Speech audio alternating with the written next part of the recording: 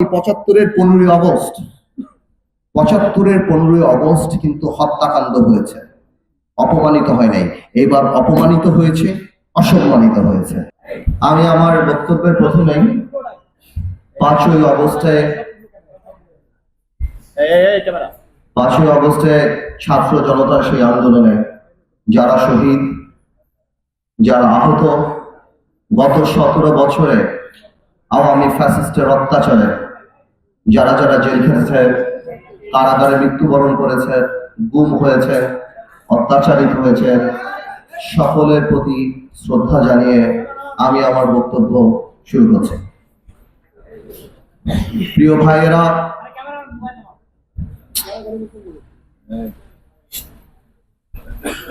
ভাইয়েরা, বোনেরা, আমার সহযোদ্ধারা, আপনারা জানেন 5ই আগস্টের পরে এমন একটা সিচুয়েশন, এমন একটা পরিস্থিতি বাংলাদেশে এসেছে যা আগে কখনো আসেনি। আমরা কারাগার থেকে মুক্ত হওয়ার পর আমরা এই ইউনূস সরকারকে সর্বাত্মক সহযোগিতা করার অঙ্গীকারবদ্ধ হই। শুধু আমরা না, বাংলাদেশের প্রত্যেকটা রাজনৈতিক দল সেই ফলশ্রুতিতে বা সেই প্রমিস থেকে বা জাতির প্রতি সেই অঙ্গীকার থেকে আমরা সবাই একমত হই যে এই সংবিধান আসলে ফ্যাসিস্ট বানানোর সবচেয়ে বড় কারখানায় পরিণত হয়েছে। আমরা দেখেছি বিগত সরকার এই সংবিধানকে ব্যবহার করে বারবার মানুষের উপর অত্যাচার করেছে, গণতন্ত্র ওপর এই দেশ থেকে ভোটের অধিকার মানুষের গলায় পাড়া দিয়ে এই ভোটের অধিকার গণতন্ত্রের গলা টিপে সব ধ্বংস করে ফেলেছে। সুতরাং আমরাও মনে করি যে এই সরকার কেন, যে কোনো সরকারই সামনে আসবে এই সিচুয়েশনের মধ্যে থাকলে বা এই সংবিধান দ্বারা পরিচালিত হলে তাহলে ফ্যাসিস্ট হয়ে যাওয়ার সম্ভাবনা বেশি। কিন্তু এর বাইরে আমি যেটা মনে করি যে যত দামি গাড়ি নিয়ে আসুন, যত দামি বাবুর্চি নিয়ে আসুন বা উপাদান নিয়ে আসুন, বাবুর্চি আর গাড়ির চালক যদি ভালো না হয় তাহলে ভালো খানাও আপনি পাবেন না, সে গাড়িও গন্তব্যে যাবে না। আমি মনে করি সবার উপর মানুষ সত্য। ভালো মানুষটা থাকতে হবে রাজনীতিতে যদি সেই সংবিধানকে ঠিক মতো পরিচালনা করতে হয়। আপনি যদি খারাপ মানুষ নিয়ে আসেন তাহলে অবশ্যই যেই সংবিধানই আমরা দেই, মানুষের ইচ্ছার প্রতিফলন সেখানে কখনো হবে না। আমাদের এই সংবিধান মানুষের জন্য সংবিধানের জন্য মানুষ না, মানুষের উন্নয়নের জন্য, দুর্বল মানুষকে প্রোটেক্ট করার জন্য, গুড গভর্নেন্সের জন্য, সরকার কিভাবে চলবে, সরকারের সাথে মানুষের যে একটা সোশ্যাল কন্ট্রাক্ট, এই সব কিছুর জন্য সংবিধানের জন্ম। কিন্তু এই সংবিধানকে ব্যবহার করে বারবার মানুষের উপর অত্যাচার করা হয়েছে। সুতরাং এই সংবিধান যেই সংবিধান মানুষের কথা বলে না, যেই সংবিধানে মানুষের ইচ্ছার প্রতিফলন হয় না, মানুষের ভবিষ্যৎ দেয় না, মানুষের প্রোটেকশন দেয় না, সেই সংবিধানকে মানুষ ছুঁড়ে ফেলে দেবে। সংবিধানের প্রাসঙ্গিক হতে হবে। আমরা এটা উপলব্ধি করি যে বাংলাদেশের সংবিধান পরিবর্তন প্রয়োজন। আমরা উপলব্ধি করি বাংলাদেশের সংবিধান প্রাসঙ্গিক হওয়া প্রয়োজন। আমরা উপলব্ধি করি আজ থেকে 40-50 বছর আগে যে সংবিধান লিখে রেখেছে, বলা হয়েছে, সেটা সেহেতু সেই সময়ের জন্য হয়তো ভালো ছিল, কিন্তু আজকের দিনের সংবিধান এই কথা বলে না। সুতরাং আমরা এর সংস্কার চাই, কিন্তু প্রশ্ন আসে সংবিধান সংস্কার করবে কে? আমি এখনো বিশ্বাস করি সংবিধান সংস্কার করতে হলে জনগণের সরকারের প্রয়োজন। আমরা বিশ্বাস করি নির্বাচিত সরকারই সংবিধান সংস্কার করার নৈতিক অধিকার রাখে। আজকে এক বিপ্লব হয়েছে, ছাত্র জনতার বিপ্লব যখন হয় তখন সংবিধান চলে না। মাঝে মাঝে দেখি সাবেক প্রধানমন্ত্রী বলে উনি এখনো রাষ্ট্রপতি, উনি এখনো প্রধানমন্ত্রী আছেন। উনি এইটা উনার কেন, আওয়ামী লীগের যারা আছেন সবার উপলব্ধি করতে হবে, যখন বিপ্লব হয় তখন কোন সংবিধানে কি প্রধানমন্ত্রী পালিয়ে যাওয়ার কোনো কিছু লেখা থাকে? কোনো কিছু লেখা থাকে না। তো সুতরাং যখন বিপ্লব হয় তখন আমরা মনে করি একটা বিপ্লবী সরকার যদি থাকতো, সেখানে যদি ইউনূস সাহেব রাষ্ট্রপতি হয়ে সর্বদল মিলিয়ে একটা সরকার গঠন করত, আমার মনে হয় সেটা আরো ভালো হতো। যাই হোক, এই ইন্টারিম সরকার আসছে, আমরা সর্বাত্মক সহযোগিতা করছি। আমরা যেই কারণে সংবিধানের কিছু প্রস্তাব রেডি করেছি বা আমরা প্রিপেয়ার করেছি, যা ডেফিনেটলি এর মধ্যে দুই ধরনের প্রস্তাব আছে। কিছু প্রস্তাব আছে আমরা মনে করি যে এই প্রস্তাব অবশ্যই অবশ্যই এই প্রস্তাবগুলি কোনো নির্বাচিত সরকারের ঠিক করা উচিত বা সেই নির্বাচিত সরকারের কনসিডার করা উচিত। আর কিছু প্রস্তাব আছে সেগুলি আমি মনে করি আমরা সব দলরা মিলে, বা যেহেতু এটা জনগণের সরকার, জনগণের ভোট দ্বারা নির্বাচিত সরকার না, কিন্তু আমি মনে করি আমরা যদি সবাই একমত হই তাহলে আমরা সেই প্রস্তাবগুলি দিতে পারি এবং এগুলি যুগোপযোগী, এগুলি ইউনূস সাহেবের সরকার সেগুলিকে আমলে নিতে পারে। কিছুদিন আগে আমরা বিএনপির অনুষ্ঠানে গিয়েছিলাম। বিএনপি 31 দফা দাবি করেছে, আমরা নৈতিকভাবে 31 দফাকে সমর্থন করেছি। আমরা শুনতে পাচ্ছি সেই 31 দফা আদলও নাকি বিএনপি সংস্কার প্রস্তাব দিয়েছে, বাট আমরা এখনো জানি না সেই প্রস্তাবে কি আছে। আমরা আমাদের প্রস্তাব এবং এই প্রস্তাব দেওয়ার কারণ আপনাদেরকে ব্রিফলি জানাই। প্রথমে আমরা আর্টিকেল 2(1) নিয়ে কথা বলি, যেখানে বলা আছে ইসলাম ইজ দ্য স্টেট রিলিজিয়ন। আমরা ইসলাম ইজ আ স্টেট রিলিজিয়ন এবং অন্যান্য ধর্ম, হিন্দু, বৌদ্ধ, খ্রিস্টান, তাদেরকে তাদের সিকিউরিটি এবং তারা জানি ইকুয়ালি ধর্ম পালন করতে পারে, এই ব্যাপারে আমাদের ধর্মে বলা আছে, আমাদের কনস্টিটিউশনে বলা আছে আর্টিকেল 2(1). কিন্তু আমি মনে করি গত 20 বছর যাবৎ আধুনিকতার নামে, গ্লোবালাইজেশনের নামে কেন জানি আমাদের ধর্মকে বা কালচারের নামে অ্যাটাক করার একটা প্রবণতা অনেক বেশি বৃদ্ধি পেয়েছে। আমি এটা লক্ষ্য করেছি গণজাগরণ মঞ্চের সেই বিপ্লবের পর থেকে অনেকেই সেই গণজাগরণ মঞ্চের অবস্থানকে প্রেমিস করে, তার উপর ভিত্তি করে আমাদের ধর্ম এবং আমাদের মহানবী সাল্লাল্লাহু আলাইহি ওয়াসাল্লামকে বিভিন্নভাবে কটূক্তি এবং অপমান করার একটা পায়তারা করা আরম্ভ করেছিল। আমি মনে করি ইসলাম যদি স্টেট রিলিজিয়ন হয়েই থাকে আমাদের ধর্মে দেওয়া, তাহলে এই সংবিধানে যেখানে 90% মানুষ মুসলমান, সেখানে আমাদের হযরত মুহাম্মদ সাল্লাল্লাহু আলাইহি ওয়াসাল্লামের নাম থাকবে না, এটা আমি মানসিকভাবে মেনে নিতে পারি না। আমি মনে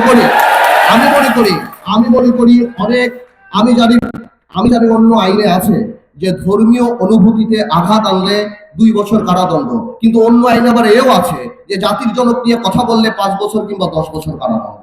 তো সেই ক্ষেত্রে আমি বলতে চাই যে আমার মহানবী হযরত মুহাম্মদ সাল্লাল্লাহু আলাইহি ওয়াসাল্লামের এই নামটা, উনাকে নিয়ে কটূক্তি করাটা, এই ব্যাপারটা যাতে ডিসকারেজ এবং এটা করলে কি অপরাধ হতে পারে সেটা গুরুত্ব দেওয়াটা সংবিধানে থাকা উচিত। এতে করে সেকুলারিজম অ্যাটাক হবে না, এতে করে অন্য ধর্মকেও ছোট করা হবে না, বিকজ আমরা এই ধারাতেই বলে দিচ্ছি যে যে কোনো ধর্মকেই আমরা রেসপেক্ট করি এবং সবাই কর্মকাণ্ড করতে পারে। At the same time article 94 যেখানে আমাদের কোর্ট কিভাবে কনস্ট্রাকশন হবে সেগুলি বলা আছে, সেখানে আমি মনে করি মালয়েশিয়ার, ইন্দোনেশিয়ার আদলে যারা ইসলামিক ল দ্বারা পরিচালিত হতে চায়, ফ্যামিলি ম্যাটার্স এবং অন্য ম্যাটার্স, সেখানে ইসলামিক ল এর প্রভিশন থাকা উচিত। যারা ইসলামিক কোর্টে ইনভোক করবে তাদের যদি, যেমন এখানে সাকসেশনের ম্যাটার থাকতে পারে, উইলের ম্যাটার থাকতে পারে, ফ্যামিলি ম্যাটার্স থাকতে পারে, সম্পত্তি যেটা আপনার সম্পত্তি আইন বলেন বা সেই প্রভিশনগুলি যদি কেউ চায় ইসলামিক ল দ্বারা পরিচালিত হবে, তাহলে ইসলামিক কোর্টের প্রভিশন থাকা উচিত। আমি মনে করি, শোনান একটা কথা বলি, গ্লোবালাইজেশন আর মডার্নাইজেশনের নামে আমাদের কৃষ্টি কালচার ধর্ম থেকে অনেক দূরে সরে যাচ্ছে। ধর্মকে সবাই আপ টু ডেট মনে করে না, বাট আমি মনে করি this is the perfect time that we should come back to our root. আমাদের কালচার, আমাদের ধর্ম, আমাদের এই জিনিসগুলিকে আমাদের এখন ফিরিয়ে নিয়ে আসা উচিত এবং যথাযথ সম্মান দেওয়ার জন্য সংবিধানে এদের অবস্থান দেয়া উচিত। এটা আমরা আমাদের এখান থেকে প্রস্তাব জানাচ্ছি। আর্টিকেল 145 এ ইন্টারন্যাশনাল ট্রিটির কথা বলা আছে, আপনি যদি দেখেন, আমি মনে করি এইবার 17 বছরে আমরা দেখেছি পার্লামেন্টে কিভাবে দেশ বিক্রির পায়তারা, আদানি চুক্তি থেকে আরম্ভ করে অন্যান্য কিছু। আমি মনে করি যেই চুক্তিগুলি হয় শুধুমাত্র রাষ্ট্রপতির কাছে প্রধানমন্ত্রী যাবে আর নিয়ে আসবে, রাষ্ট্রপতিকে দেখাবে। জনগণের সামনে যে কোনো ইন্টারন্যাশনাল ট্রিটি, আন্তর্জাতিক চুক্তি খোলাখুলি ভাবে জানিয়ে দিতে হবে পার্লামেন্টের মাধ্যমে। জনগণ জানতে চায় জনগণ কি দিল, জনগণ জানতে চায় জনগণ কি পেল। বাংলাদেশ স্বাধীন, বাংলাদেশ সার্বভৌম দেশ, আমরা কোনো দেশের অধীনে না, আমরা সবার সাথে বন্ধুত্ব করতে রাজি। At the same time we must make sure we have our heads high. আমাদের মাথায় রাখতে হবে আমরা সসম্মানে যারা সবার সাথে সেই সম্পর্ক রাখতে পারি। কোনো স্বামী স্ত্রীর সম্পর্ক কারোর সাথে নাই, কোনো বড় ভাই ছোট ভাইয়ের সম্পর্ক কারোর সাথে নাই। আমরা একইভাবে আমাদের রাইট প্রোটেক্ট করে আমরা আমাদের অবস্থান রাখতে চাই। So article 45 is very important. তত্ত্বাবধায়ক সরকার ব্যাপারটা 15 অ্যামেন্ডমেন্ট এটা কোর্টে চলছে। এটা তো বাংলাদেশে একটা পাগলেরও দাবি তত্ত্বাবধায়ক সরকার হওয়া। বাংলাদেশের মানুষের গাছ পাতা ইট বালি পশু পাখি সবাই এটা রিয়েলাইজ করে তত্ত্বাবধায়ক সরকার ছাড়া সুষ্ঠু নির্বাচন সম্ভব না। তত্ত্বাবধায়ক সরকারের দাবি গত 17 বছর ধরে করে আসছি, পার্লামেন্টে করেছি, এখনো বলছি ভোটাধিকার প্রতিষ্ঠা করতে হলে তত্ত্বাবধায়ক সরকার থাকতে হবে। কারণ ক্ষমতায় গেলে আমরা কেমন পাগলা খোরা হয়ে যাই, আমাদের অহংকারে মাটিতে পা পড়ে না, আমরা এলোমেলো কথা বলি, রেসিপি থেকে আরম্ভ করে এমন কিছু নাই আমরা দেই না, আমরা সবকিছু বুঝে যাই।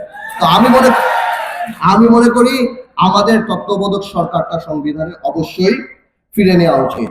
আর্টিকেল 70 নিয়ে আপনারা জানেন, if you are elected, if you are nominated from a certain political party, কোন রাজনৈতিক দল হইতে নমিনেশন পাইবার পরে যদি উহার বিরুদ্ধে ভোট দেন, সেটা আর্টিকেল 70 ফ্লোর ক্রসিং এর ব্যাপারটা। এর মধ্যে ভালো খারাপ অনেক কিছুই আছে, বিকজ বাংলাদেশে কিন্তু এমপি বিক্রির একটা প্রবণতা আমরা দেখেছি। স্পেশালি এরশাদ সাহেবের সময় আনোয়ার হোসেন মঞ্জুর এমপি গুলি লাঙ্গল নিয়ে যখন যুদ্ধ হয়, সেই সময় কিন্তু আমরা এই জিনিসগুলো দেখেছি। আমি মনে করি আর্টিকেল 70-তে ভোট দেওয়াটা মানা আছে কোন দলীয় সংসদ সদস্যে, কিন্তু দলীয় সংসদ সদস্য তার দলের কোন সিদ্ধান্তর ব্যাপারে বাইরে যে কোনো অবজেকশন দিতে পারে, ইভেন কি পার্লামেন্টও কথা বলতে পারে। তো আমি মনে করি পুরো অ্যাব্রাপ্ট সিদ্ধান্ত না নিয়ে এই আর্টিকেল 70-র ব্যাপারে আরো অনেক কথা বলার আমাদের সুযোগ আছে। ওকে, সো এটা আমি মনে করি কোন নির্বাচিত সরকারেরই সেটা করা উচিত। আরো কিছু কিছু ব্যাপার আছে, যেমন আর্টিকেল 75-এ আছে যে সংসদে যারা উপস্থিত থাকে ওই তাদের মধ্যে থেকে মেজরিটি দিয়ে আইন পাস করা হয়। আমার মনে এখন দেখা গেল সংসদে 50 জন আছে বা 100 জন আছে, আমার মনে হয় এটাকে পরিবর্তন করে মিনিমাম 2/3 বা বেশি, বিকজ এখন অনলাইন আছে, যে কোনো আইন পাস করার জন্য পুরো সংসদ সদস্যদের এখানে থাকা, সেখান থেকে মেজরিটিটা না অনেক ইম্পর্টেন্ট। আর্টিকেল 70-তে এডুকেশনের ব্যাপার আছে, বাট আমরা মনে করি এখানে এই এডুকেশনের জায়গা আছে অনেক, আসলে আমাদের কনস্টিটিউশনটা না অনেক সরলি ড্রাফটেড, ইন সেন্স এটাতে অনেক ইন্টারপ্রিটেশন করার রুম থাকে। তো আমি মনে করি আরো স্পেসিফিক হওয়া উচিত। আর্টিকেল 70-তে লেখাপড়ার ব্যাপারে শিক্ষার ব্যাপার আছে, আমি মনে করি এখানে বাংলা, ইংলিশ, মাদ্রাসা, ধর্ম, গভর্নেন্স, এনভায়রনমেন্ট এবং ক্লাইমেট চেঞ্জ নিয়ে থাকা উচিত। We need to educate our children, আমাদের ভবিষ্যৎ প্রজন্মকে গুড গভর্নেন্স, ক্লাইমেট চেঞ্জ সেগুলি নিয়ে আমাদের কথা বলা উচিত। আরেকটা ব্যাপার হলো ডিসএবল, যারা অটিস্টিক বাচ্চা বা যারা শারীরিকভাবে সক্ষম না, এরকম অনেক পরিবার বাংলাদেশে আছে। আর্টিকেল 15D আর 28D এই ব্যাপারে কথা বলে, বাট আমি আবার মনে করি এটা ইনাফ না। যারা এখানে অটিস্টিক বাচ্চারা যারা আছেন বা যারা স্পেশাল কেয়ার প্রয়োজন, আমি মনে করি ওনাদেরকে রিহ্যাবিলিটেট করার জন্য সংবিধানে আরো ভালো, আরো স্পেসিফিক্যালি কিছু জিনিস থাকা দরকার। এখন আরেকটা ব্যাপার নিয়ে কথা বলবো, যে ব্যাপারটা অত্যন্ত গুরুত্বপূর্ণ। আমি বলি না আমাদের সংবিধান সময় উপযোগী না, রেলিভেন্ট না আজকের দিনের জন্য। আজকের দিনের অনেক প্রবলেমের কথাই আমাদের সংবিধান বলে না। এর মধ্যে সবচেয়ে বড় প্রবলেমটা হলো মাদক নিয়ে। আমাদের সংবিধানের অনুচ্ছেদ 18, 21 মাদক নিয়ন্ত্রণ আছে, কিন্তু দ্যাট ইজ নট ইনাফ। আমরা জানি মাদক একটা মহামারী। আজকে যদি বাংলাদেশে 50 লক্ষ মানুষ মাদকে এফেক্টেড হয়ে থাকে, ওনাদের পরিবার সহ প্রায় 1 কোটি, 1.5 কোটি, 2 কোটি মানুষ মাদক এফেক্টেড। It's like cancer. যেই বাড়িতে একটা মাদকাসক্ত ছেলে আছে, তার বাবা মা আত্মীয় স্বজন সবাই 24 ঘন্টা তারা থাকে। আমি মনে করি মাদকটাকে একটা national trauma, national emergency declare করে দিয়ে আমার মনে হয় সংবিধানে এই ব্যাপারে আরো জোরালো কথা থাকা উচিত। মাদকাসক্ত না হওয়াটা, মাদক থেকে মুক্তি পাওয়াটা, মাদকে এডুকেশন করাটা, এই জিনিসটা মৌলিক অধিকারের মধ্যে দিয়ে দেওয়া উচিত। Every school must have this rehabilitation কর্নারের জন্য জায়গা, যেখানে স্কুলে যে বিভিন্ন এনজিও বা সরকার থেকে যে মাদকের ব্যাপারে এডুকেটেড করা হবে। এটা লজ্জার ব্যাপার না। এই ধরনের মাদক যদি থাকে, এর বিরুদ্ধে যদি আমরা জেহাদ ঘোষণা না করি, যুদ্ধ ঘোষণা না করি, এবং মাদক কারবারি, চোরাকারবারি তো বলা, এখানে তো বলতেই হয়। এই যে আমাদের গত সরকার বাংলাদেশের সবচেয়ে বড় পাবলো এসকোবার, বাংলাদেশের সবচেয়ে বড় ড্রাগ লর্ড, ইয়াবাবদিকে কয়বার এমপি বানানো। এই ইয়াবাবদি ওবায়দুল কাদের থেকে আরম্ভ করে আওয়ামী লীগের বড় বড় নেতাদের পেরোলে রেখে দিত। এবং এই ইয়াবাবদি নিয়ে যখন এত ইনভেস্টিগেশন হলো সরকারের যে ইয়াবাবদিকে বাদ দিতে হবে, ইয়াবাবদিকে বাদ দেওয়া হলো, কিন্তু সে যাতে আরো ভালোভাবে ব্যবসা করতে পারে এই জন্য তার বউরে নমিনেশন দিয়ে দেওয়া হলো। বলেন এটা কোনো কথা? আমাদের দেশটাকে মানে এত খারাপ মানুষকে প্রমোট করে আজকে সারা বাংলাদেশে বিড়ি সিগারেটের মতো আপনার সারা বাংলাদেশের কোনায় কোনায় ইয়াবার বিভিন্ন ধরনের মাদক বিক্রি করে। তো একটা চক্র জেনে শুনে আমাদের একটা জেনারেশনকে ধ্বংস করার পায়তারা করেছিল। আমি মনে করি আজকের সংবিধান আজকের মতো হতে হলে, আজকের মানুষের কথা বলতে হলে, আজকের প্রবলেমের কথা, আজকের দুর্দশার কথা বলতে হলে আমি মনে করি মাদক নিয়ে আমাদের সংবিধানে ভালোভাবে থাকতে হবে। এবং প্রয়োজনে অনেক দেশে আছে ক্যাপিটাল পানিশমেন্ট দিয়ে দেয় তারা মাদকের জন্য, চোরাকারবারির জন্য। চোরাকারবারি, মাদক চোরাকারবারি, মাদক ডিল যারা করে তাদেরকে জাতীয় শত্রু হিসেবে তাদেরকে ধরা হয়। আমি মনে করি এটা অত্যন্ত গুরুত্বপূর্ণ। আরেকটা জিনিসও খুব ইম্পর্টেন্ট, সেটা আমরা এইবার ভালো করে দেখলাম। আগে তো আমরা কোনোদিন শুনিনি, আমরা জানতাম না, হয়তো জানতাম না। একটা দল, একটা রাজনৈতিক দল, জনগণের দল, তারা ক্ষমতায় থাকার জন্য কত হাজার মানুষকে হত্যা করলো। আমি এখনো বিশ্বাস করি যে আওয়ামী লীগের নৈতিকভাবে রাজনীতি করার কোনো অধিকার নাই যেই পর্যন্ত আওয়ামী লীগ অনুশোচনা না করে এবং আওয়ামী লীগ ক্ষমা না চায় এবং বিচার না করে। আমি চিন্তা করে দেখলাম, কয়েকদিন আগে আমি দেখলাম যে বিএনপি চায় আওয়ামী লীগকে নির্বাচনে আসার জন্য। আমি বুঝতে পারি রাজনীতিবিদ হিসাবে যে বিএনপি চেতেই পারে আওয়ামী লীগকে নির্বাচনে আসার জন্য, নাহলে আওয়ামী লীগ পরে বলতে থাকবে যে আমাদেরকে নির্বাচনকে বাদ দেওয়া হয়েছে, এই নির্বাচনের গ্রহণযোগ্যতা নাই, এই নির্বাচন আমরা করলে আমরা জিতে যেতাম। কিন্তু আমি একটা কথা পরিষ্কার করে বলে দিতে চাই, বিএনপি বলুক, শব্দ বলুক, ইউনুস সাহেব বলুক, গ্রাউন্ড রিয়ালিটি কিন্তু ডিফারেন্ট। যেখানে আমার ভাইদের যেই ডিস্ট্রিক্টে, যেই গ্রামে 15 তারিখ 5 অগস্টে বা এই 17 বছরের রক্ত ঝরেছে, আমার ভাইদের লাশ গিয়েছে, ওইসব জায়গায় আওয়ামী লীগের ক্যান্ডিডেটেরা যা ভোট চাওয়ার মুখ রাখে না, তাদেরকে কেউ ভোট যেতে দিবে না। গ্রাউন্ড রিয়ালিটি আলাদা। বিচার না হওয়া পর্যন্ত আওয়ামী লীগকে বাংলাদেশের মানুষরা ঘর থেকে বের হতে দিবে না রাজনীতি করার জন্য। যদি অনুশোচনা না থাকে, যদি তারা মানুষের কাছে ক্ষমা না চায়। কিন্তু ইদানিং কয়েকটা বক্তব্যে দেখলাম ক্ষমা তো দূরের কথা। আরেকটা কথা আমি জিজ্ঞেস করতে চাই আওয়ামী লীগের, মানে পলায়িত আওয়ামী লীগ, এখন তো লোকাল আওয়ামী লীগটাই জিজ্ঞেস করতে হবে, যারা পালায় আছে তাদেরকে জিজ্ঞেস করতে হবে। আমি জিজ্ঞেস করতে চাই, আপনারা ইউনুস সরকারকে গালি দিচ্ছেন, আপনারা বলছেন এই হত্যা ইউনুস সরকার করেছে, আপনারা বলছেন আমরা অবৈধ, এই সরকার অবৈধ, তাহলে আপনারা অবৈধ সরকারের অধীনে কিভাবে নির্বাচনে অংশগ্রহণ করবেন? তাহলে আপনাদের মেনে নিতে হবে। তো আমি মনে করি যে বিএনপি হয়তো ছাড় দিতে চায় আওয়ামী লীগকে নির্বাচনে আসুক, আর নৈতিকভাবে আমি মনে করি না আওয়ামী লীগের নির্বাচন করার কোনো সুযোগ আছে। এবং আওয়ামী লীগের মতো দলকে, যারা গণহত্যায় বিশ্বাস করে, যাদের কোনো রাজনৈতিক অস্তিত্ব নাই, যারা ক্ষমতায় যাওয়ার জন্য সবকিছু করতে রাজি, সেই ধরনের দলকে বাতিল নিষিদ্ধ করার জন্য আমি মনে করি সংবিধানের প্রভিশন থাকা উচিত। এটা আমার কথা না, জার্মানি কনস্টিটিউশন আর্টিকেল 21 এটা আছে, political party loses it's integrity, it's character. বাংলাদেশে যদি যে রাজনৈতিক দলের ক্যারেক্টারিস্টিক হারিয়ে ফেলবে, যেই রাজনৈতিক দল গণহত্যায় চলে যাবে, মানুষ হত্যায় চলে যাবে, এবং রাজনৈতিক দল যারা মানুষের কথা বলবে কিন্তু কথা না বলে যেখানে মানুষকে হত্যা করবে, আমি মনে করি এই ধরনের রাজনৈতিক দলকে নিষিদ্ধ করেন না কিন্তু নিষিদ্ধ করার প্রভিশন সংবিধানে রাখতে হবে। না হলে এরা আবার করে সামনেও আবার এই ধরনের রাজনৈতিক দল সামনে চলে আসবে। আমি আরেকটা প্রস্তাব দিতে চাই। আপনারা দেখেছেন বাংলাদেশের ইতিহাসে যেই পরিমাণ চুরি এই সরকার করেছে, বাংলাদেশের ইতিহাসে সেই পরিমাণ ডাকাতি, চুরি আমরা আগে কখনো দেখিনি। এই চুরি হওয়াতে বাংলাদেশে আমাদের কাছে আমরা শুধুমাত্র লজ্জিত না, সত্যি কথা বলতে বিদেশের মাটিতেও বাংলাদেশের কিন্তু যথেষ্ট সুনাম ক্ষুণ্ণ হয়েছে। আল জাজিরাতে যখন দেখি যে জাভেদ সাহেবের মতো একজন মন্ত্রী, না সাহেব মানে জাভেদের মতো একজন মন্ত্রী, উনি 300 বাড়ি লন্ডনে করে, আবার 350 বাড়ি দুবাইতে করে, তখন আন্তর্জাতিক ভাবে বাংলাদেশের ভাবমূর্তি নষ্ট হয়। আমি মনে করি অর্থনৈতিক রাষ্ট্রদ্রোহিতা আইন এই দেশে এখন পাশ করা উচিত। যাদের দুর্নীতি কর্মকাণ্ডের জন্য বিদেশের মাটিতে বাংলাদেশের সম্মান হেয় হয়, বাংলাদেশের মানুষ ছোট হয়, বিদেশিরা যেখানে বাংলাদেশে ইনভেস্টমেন্ট করার আগে দ্য স্কেল অফ করাপশন যখন দেখে বাংলাদেশের মাটিতে, এবং তারাই যে কারণে বাংলাদেশে ইনভেস্ট করতে চায় না, আমি মনে করি এই ধরনের অপরাধীরা কোনো নরমাল চোর না, এরা স্পেশাল চোর।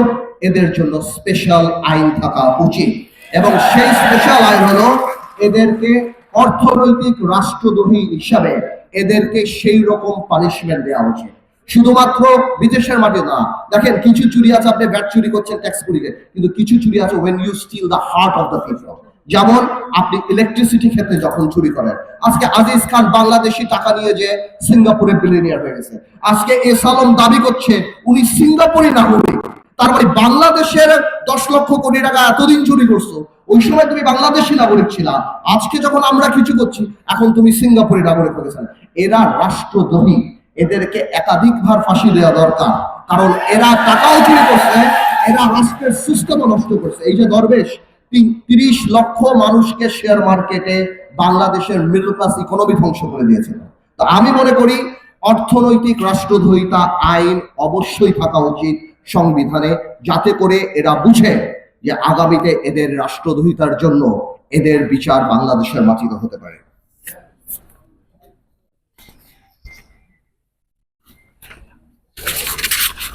আরেকটা ব্যাপারে অনেকদিন ধরে এই জিনিসটা আমার দৃষ্টি আকর্ষণ করছে, তো আর্টিকেল 66 কারা এমপি হতে পারবে। আপনারা যদি আর্টিকেল 66 দেখেন, সেখানে বলা আছে এমপি হতে হলে 25 বছর বয়স হতে হবে, এমপি হতে হলে মানসিক ভারসাম্য হওয়া যাবে না, অথবা নৈতিক শৃঙ্খলা জনিত অপরাধে কারাদণ্ড যদি থাকে, অথবা যদি যুদ্ধাপরাধী বা মানবতা বিরোধী অপরাধী হয়, অথবা যদি ডুয়েল পাসপোর্ট হয়। এই ব্যাপারে আমার একটা অবজেকশন আছে। আমি মনে করি আজকের দিনে এই সংবিধান যেদিন লেখা হয়েছিল তখন আমরা 25-30 বিলিয়ন ডলার আমি রেমিটেন্স আমার বাইরের যোদ্ধাদের কাছ থেকে পেতাম না, আমার প্রবাসী ভাইদের কাছ থেকে পেতাম না। আজকের সিচুয়েশন ইজ ডিফারেন্ট। প্রবাসী ভাইরা যদি 100 কোটি টাকা পাঠায় সেটা আমরা খেয়ে ফেলবো, আমরা নিয়ে দেবো, কিন্তু তারা ইলেকশন করতে চলে আমরা ইলেকশন করতে দিব না, এইটা কিন্তু ঠিক না, এটা কিন্তু অপরাধ।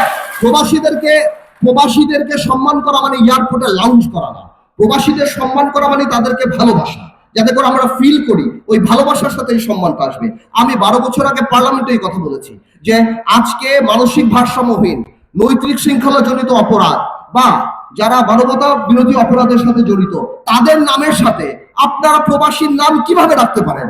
এই প্রবাসী, এটা তো তাদের জন্য ইনসাল্ট। ঠিক আছে, আপনি সেটা নিয়ম করে দেন। আমরা জানি সবাই খালি টাকা চুরি করার জন্যই ডুয়েল পাসপোর্ট নেয় না, বিদেশে পালানোর জন্যই নেয় না। অনেক মানুষই বিদেশে থাকে, সেখানে বিদেশে ভালো করে ব্যবসা বাণিজ্য করার জন্য তারা ডুয়েল পাসপোর্ট নেয়। ডুয়েল পাসপোর্ট থাকার কারণে তাদের সেই ব্যবসা বাণিজ্য ভালোভাবে তারা করতে পারে, তারা ট্যাক্সের মধ্যে আসতে পারে, এরকম অনেক এক্সপার্টিজ আছে। যদি দরকার হয় তাহলে দরকার পড়লে ওই নিয়ম করে দেন যে একটা সার্টেন অ্যামাউন্ট অফ রেমিটেন্স যদি তারা পাঠায় তাহলে তারা কোয়ালিফাই করে যে তারা নির্বাচন করতে পারবে। কিন্তু ডুয়েল পাসপোর্ট থাকলেই যে আপনি তাকে নির্বাচন করতে দিবেন না, নির্বাচন সিস্টেম থেকে বাইরে ফেলে দিবেন, আমি মনে করি এটা প্রবাসীদের জন্য অত্যন্ত অপমানজনক। প্রবাসীরা যদি ভোট দিতে পারে তাহলে তারা নির্বাচন করতে পারবে না কেন? আমি অবশ্যই চাচ্ছি যে আমি আজকে যে প্রস্তাব দেব এর মধ্যে 3টা প্রস্তাবও যদি আপনি রাখেন, এই প্রস্তাবটা আপনাদের রাখতে হবে, কারণ এই প্রবাসীরাই কিন্তু বাংলাদেশের হৃদয়ের স্পন্দনের কাজ করে এখন। ওকে, এইটা মাথায় রাখতে হবে। আরেকটা ব্যাপার আসতেছে, আমাদের পার্লামেন্টে আমরা জানি নারীদের একটা কোটার ব্যবস্থা আছে। আমি মনে করি এই প্রবাসীর বাইরেও আরেকটা সেকশন আছে, সেটা হলো আমাদের গার্মেন্টস এর শ্রমিক ভাইয়েরা।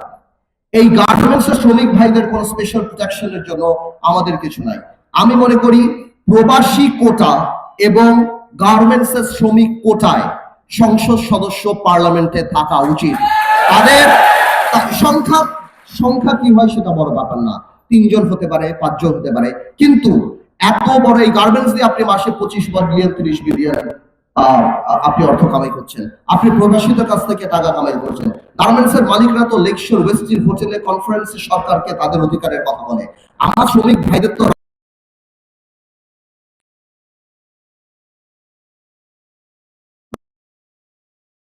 তো আমার কথা হলো তাদের অধিকারের কথা বলার জন্য পার্লামেন্টে যদি 3টা মানুষ থাকে, 2টা মানুষ থাকে বা তাদের অধিকার নিয়ে কথা বলে প্রবাসী এবং শ্রমিকদের নিয়ে, আমি মনে করি যত জনসম্পৃক্ত করা যায়। ভাই, আমাদের উপলব্ধি করতে হবে গত 50 বছরে আমরা রাজনীতিবিদরা মানুষ থেকে দূরে সরে গিয়েছি। রাজনীতির কথা শুনলে মানুষ দূরে সরে যেত। আমাদের এখন সবভাবে আমাদের কাজে কর্মে ওই ইচ্ছা ওই প্রয়াস থাকতে হবে যত সম্পৃক্ত সাধারণ মানুষের অধিকার রক্ষার প্রক্রিয়াকে আমাদের সাথে সংসদের সাথে সম্পৃক্ত করা যায়, তাহলেই মানুষ মনে করবে যে আমরা তাদের কথা বলি। এই যে আমরা মহিলা এমপিতে কোটা দিয়ে রাখলাম, যেখানে মমতাজ যারা যারা ছিলেন ওনারা এমপি ছিলেন, এই মহিলা কোটা দিয়ে তার মানে কি নারী হলেই আপনি এমপি হতে পারবেন? This can be a qualification. এর চেয়ে যদি আপনি এটা করতেন যে ঠিক আছে মহিলা কোটা আসবে কিন্তু শ্রেণীভিত্তিক আসবে, মহিলা কোটা আসবে কিন্তু ক্লাস রিপ্রেজেন্টেশন হবে। আজকে একজন ডাক্তার মহিলা আসবে বাংলাদেশের সকল নারী ডাক্তারের অধিকার নিয়ে কথা বলার জন্য।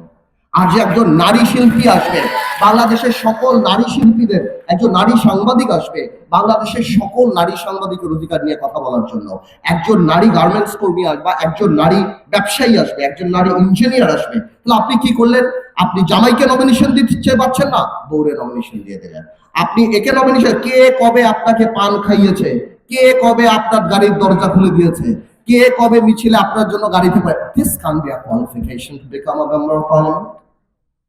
এই কারণে কি নারী কোটা দেওয়া হয়েছে যে আমার যাকে ভাল লাগে, কে আমার পাশে বসে, কে আমাকে উঠে নিয়ে যায়, কে মিছিল করে। তো আমি মনে করি 30 জন নারী যদি আমরা প্রপারলি ইউজ করি, এর মানে 30টা ইনস্টিটিউশনকে আমরা অ্যাকোমোডেট করছি বাংলাদেশ পার্লামেন্টে, যারা মানুষের অধিকারের কথা বলবে। শুনেন, আপনার ডিফারেন্ট জিনিস করতে হবে না, আপনি সরকারকে আমি বলবো আপনি ডিফারেন্ট ওয়েতে করেন।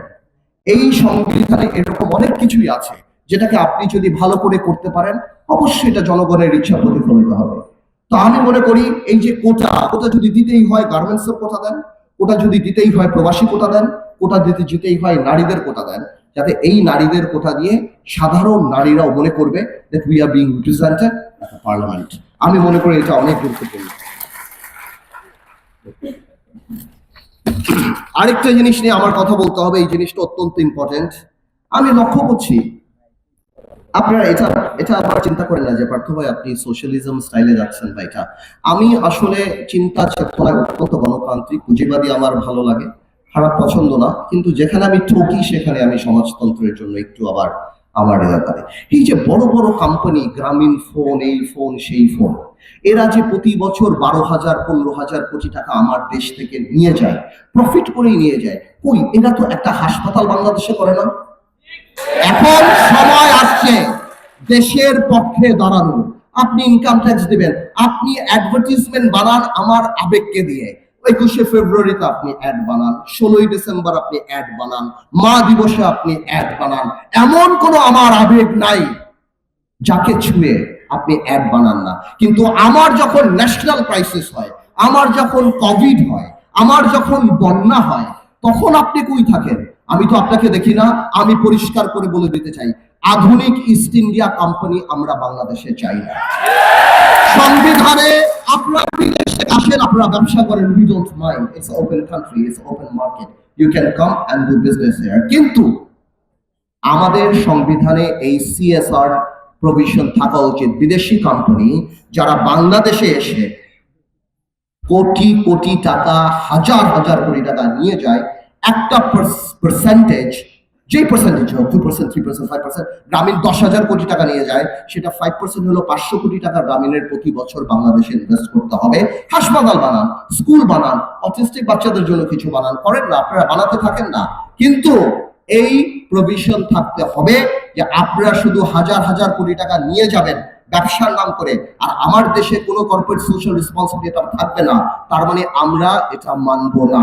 আমি চাই সংবিধানে এটা থাকবে, এবং আপনারা বড় কোম্পানি ব্যবসা করে টাকা নিয়ে যান বিদেশে, অসুবিধা নাই, কিন্তু ওই টাকা যে নিয়ে যান কমপক্ষে রাবার ব্যান্ডগুলি আমাদের দেশে রেখে যান, কমপক্ষে আমরা জানি উপকৃত হই। গ্রামীণ মিডিয়ার ভাইদের অনেক টাকা অ্যাড দেয়, আমি বিশ্বাস করি আমার এই গ্রামীণের এই ব্যাপারটা মিডিয়া ভাইরা বড় করে দিবে, আবার এমন যাতে না হয় আমার মিডিয়ার ভাইরা এই পাঠ্য কেটেই দিল। আমি চাই এই জিনিসটা জানি বাংলাদেশের মানুষ উপলব্ধি করে, এবং এই জিনিসটা জানি গ্রামীণ ফোন উপলব্ধি করে। শুধু গ্রামীণ বললে ঠিক হবে না, আরো কোম্পানি আছে, বিটিসি আছে, আরো অনেক আছে। গ্রামীণ যেহেতু অনেক বড় কোম্পানি, আমি সেই ব্যাপারে কথা বললাম। আরেকটা ব্যাপার অত্যন্ত গুরুত্বপূর্ণ, সেটা হলো সংসদ সদস্যের দায়িত্ব। আমাদের দায়িত্বটা কি? সংবিধানের কোথাও নেই আমাদের দায়িত্ব কি। দায়িত্ব নাই বলেই তো সংসদ সদস্যরা গম, জিআর, টিআর এগুলি চুরি করে আজকে হাজার হাজার কোটি টাকা কামাই করছে।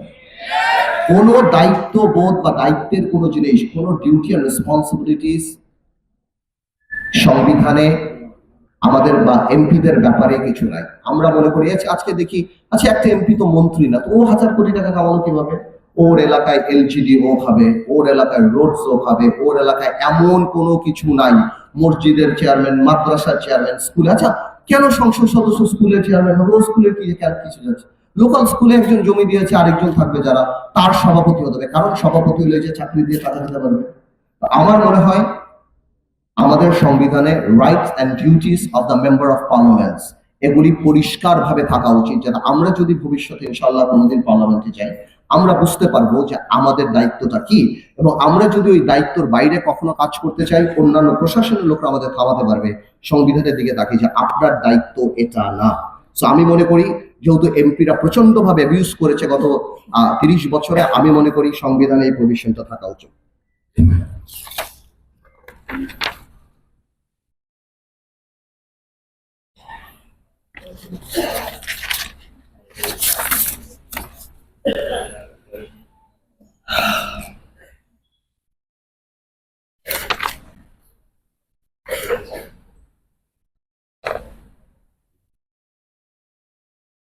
আমাদের সংবিধানে আরেকটা প্রভিশন আছে, এটা খুব জেনারেলি বলা হয়, সেটা হলো ধর্ম বর্ণ এই ব্যাপারে বৈষম্য করা যাবে না। ধর্ম বর্ণ বা কাস্ট, সেক্স, রিলিজিয়ন এইসব ব্যাপারে করা যাবে না।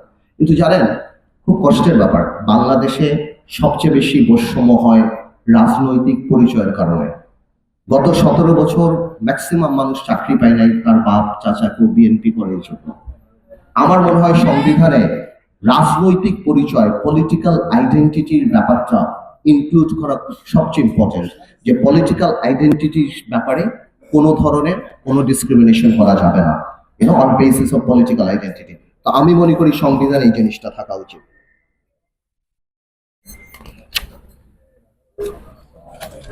গুম খুনের ব্যাপারে আসলে কোন সংবিধানই পৃথিবীতে গুম আর খুনের ব্যাপারে সাপোর্ট করে না। আইন বানিয়ে তো আসলে হবে না, তারপর আইন থাকতে হবে। তবে আমি মনে করি আইনের চেয়ে বেশি থাকতে হবে এখানে মানসিকতা।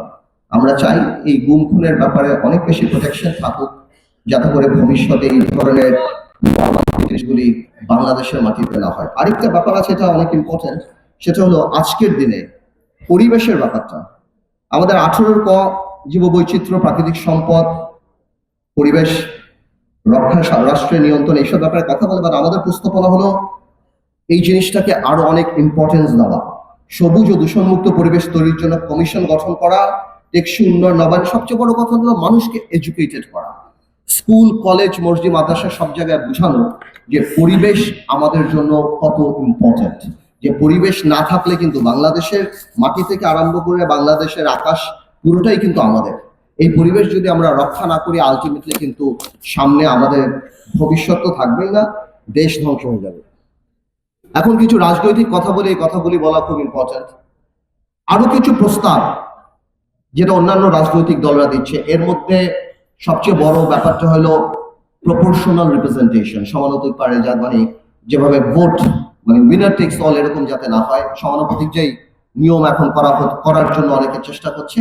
নৈতিকভাবে আমি এটার পক্ষে না, এই জন্য এটার পক্ষে না, আবার আমার মনে হয় বাংলাদেশ এটার জন্য এখনো প্রিপেয়ার্ড না।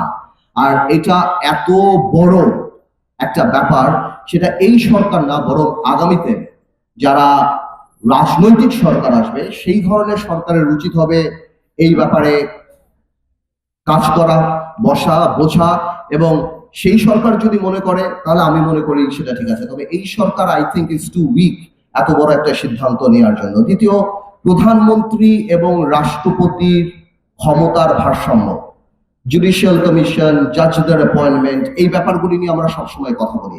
আমি মনে করি এই ব্যাপারগুলিও, অম্বাডসম্যান ক্রিয়েশন, সবকিছু আমি মনে করি এই ব্যাপারগুলিও আগামীতে যারা সরকারে আসবে বা আগামীতে যারা রাষ্ট্র পরিচালনার দায়িত্বে থাকবে তারা বসে করা উচিত, বিকজ এগুলি নালে অনেক প্রশ্ন থেকে যাবে, এগুলি সাধারণ কোনো কিছু না। আরেকটা ব্যাপার আসে দ্বিকক্ষ বিশিষ্ট পার্লামেন্ট। আমি মনে করি দ্বিকক্ষ বিশিষ্ট পার্লামেন্ট বাংলাদেশে অত্যন্ত ইম্পর্টেন্ট।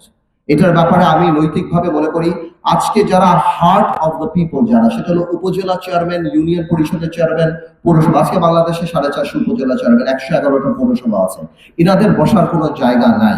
এরকম একটা কক্ষ যদি হয় যেখানে তারা বসতে পারবে এবং বাজেট নিয়ে তারা কথা বলতে পারবে। অথবা এদেরকে নাহলে বাদ দিলাম, সমাজের অনেক গ্রহণযোগ্য মানুষ আছে যারা সমাজে এই রাজনীতির ধাক্কা ধাক্কি বা এই নোংরামি পার হয়ে তারা রাজনীতিবিদ হতে পারে না, তাদের এক্সপার্টিস থেকে, তাদের কন্ট্রিবিউশন থেকে কিন্তু আমরা দূরে সরে যাচ্ছি, আমরা কিন্তু পাচ্ছি না। তো আমরা মনে করি এই ধরনের মানুষদেরকে অ্যাকোমোডেট করার জন্য দ্বিকক্ষ বিশিষ্ট পার্লামেন্ট কিন্তু অত্যন্ত প্রয়োজন বাংলাদেশে।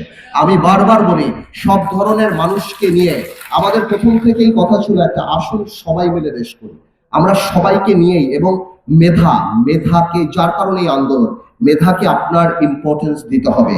কয়েকদিন আগেই বলেছিলাম যে আপনার সুযোগ করে দিতে হবে সবাইকে বিখ্যাত হওয়ার, সবাই বিশ্বস্ত হবে আর আপা আপা করবে, আর আগামীতে এরকম আরেকটা সরকার আসবে, তাহলে এই সরকারের অবস্থা তাই হবে।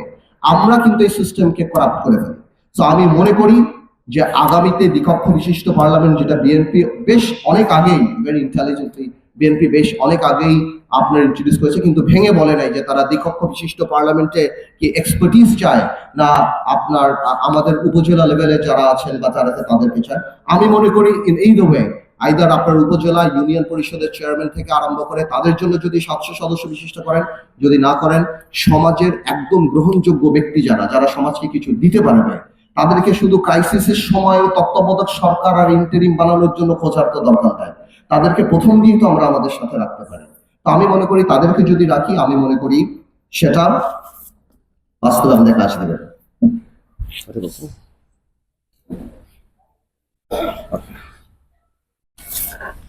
আমি আর বেশি সময় নেব না। I have bored you all enough আমার মনে হচ্ছে। আমি অল্প একটু কথা বলে শেষ আমি শেষ করি। দেখুন, অনেক ত্যাগের বিনিময় কিন্তু আমরা এই স্বাধীনতাটা পেয়েছি। দ্বিতীয় স্বাধীনতা, যেটা আমি বলবো সমৃদ্ধির স্বাধীনতা, মুক্তির না। মুক্তি স্বাধীনতা 1971-কে আন্ডারমাইন করার কোনো ধরনের কোনো সুযোগ নাই, সেটাই আমাদের মুক্তিযুদ্ধ। বাট আমি মনে করি এই স্বাধীনতাটা আমাদের সমৃদ্ধ মুক্ত চিন্তার স্বাধীনতা, যেখানে আমরা সবাইকে নিয়ে রাষ্ট্র বানানোর একটা স্বপ্ন দেখি। At the same time, we have to create the atmosphere, we have to create an example. ওই এক্সাম্পল আমাদের বানিয়ে যেতে হবে যে আগামীতে কোনো স্বৈরাচার সরকার জানি বাংলাদেশে আসে না, আর যদি আসে তাহলে এই দৃষ্টান্তমূলক বিচার এই হত্যাকারীদের আমাদের করে যেতে হবে, যাতে করে আগামীতে আসার আগে তারা 10 বার চিন্তা করে যে স্বৈরাচার হতে হলে কিন্তু সর্বস্ব নিয়ে আমাদের ভেঙে যেতে হবে। একটা কথা বলি, 75-এর 15ই